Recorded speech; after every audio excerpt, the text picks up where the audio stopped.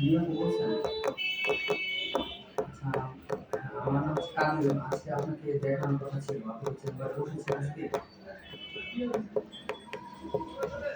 তাহলে আমি আসতেছি, আধা ঘন্টা লাগবে।